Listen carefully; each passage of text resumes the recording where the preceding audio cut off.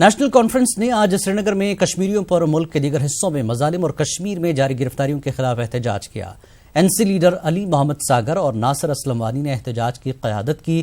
اس موقع پر علی محمد ساگر نے وزیر اعظم سے اپیل کی کہ کشمیریوں کے خلاف تشدد بند کیا جائے۔ گرفتاریوں پر ردعمل ظاہر کرتے ہوئے ناصر اسلم وانی نے کہا کہ حکومت ایک بار پھر ہمیں 90 کی دہائی میں دھکیل رہی ہے۔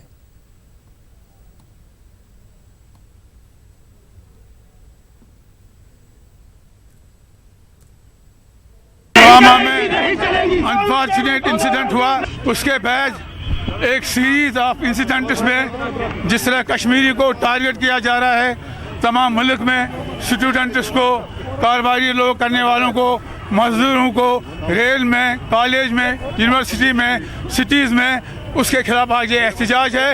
آج ہندوستان کے ایک باضمیر طبقے نے اس کی مذمت کی ہے۔ ایک ریاست کا گورنر کہتا ہے کشمیریوں کا بائیکاٹ کرو، یہ اندھا قانون ہے، اور وزیر اعظم سے ابھی تک ایک بات بھی ہمدردی کی کشمیریوں کے بارے میں نہیں آئی۔ یہ واپس ہم کو 90 کی دہائی میں دھکیل رہے ہیں۔ آپ کو اگر یاد ہوگا 90 میں بھی اسی طرح پکڑ دکڑ کا سلسلہ چل رہا تھا، کافی لوگوں کو جیل بھی لیا گیا، ملک سے باہر بھی جیلوں میں رکھا گیا، پھر خود ہی سرکاری جہازوں میں واپس لا کے یہاں چھوڑ دیا گیا۔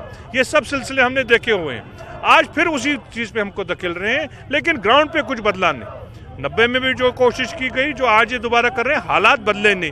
جب تک اس کا کوئی سیاسی ہینڈلنگ نہ ہو، اس کا سیاسی حل نہ نکلے، مجھے نہیں لگتا کہ زمین پہ اب حالات بدلنے والے۔ دفعہ 35A ہٹانے کی افواہوں کے پس منظر اور جماعت اسلامی و دیگر علیحدگی پسند لیڈران کی گرفتاریوں کے خلاف سری نگر اور اننت ناگ کے کئی علاقوں میں لوگوں نے احتجاج کیا ہے۔ اس دوران کچھ جگہوں اور پر جھڑپیں بھی رونما ہوئی ہے۔ ضلع اننت ناگ میں مشتعل افراد اور سیکیورٹی فورسز کے درمیان تشدد بھری جھڑپیں ہوئی ہیں، جس کے بعد قصبہ اننت ناگ میں حالات کشیدہ ہو گئے۔ تفصیلات کے مطابق مشتعل افراد نے فورسز پر پتھراؤ کیا اور جواب میں فورسز نے احتجاجیوں کو منتشر کرنے کے لیے لاٹھی چارج کیا اور آنسو گیس کے گولے داغے۔ امن و قانون کو بحال کرنے کی غرض سے جموں سری نگر قومی شاہراہ سمیت تمام حساس مقامات پر سیکیورٹی کے اضافی دستے طلب کیے گئے ہیں۔ تشدد کے ان تازہ واقعات کے بعد متاثرہ علاقوں میں کاروباری سرگرمیاں اور ٹریفک کی آمد رفت بھی کافی متاثر ہو گئی۔ انتظامیہ نے لوگوں سے افواہوں پر دھیان نہ دینے کی اپیل کی ہے۔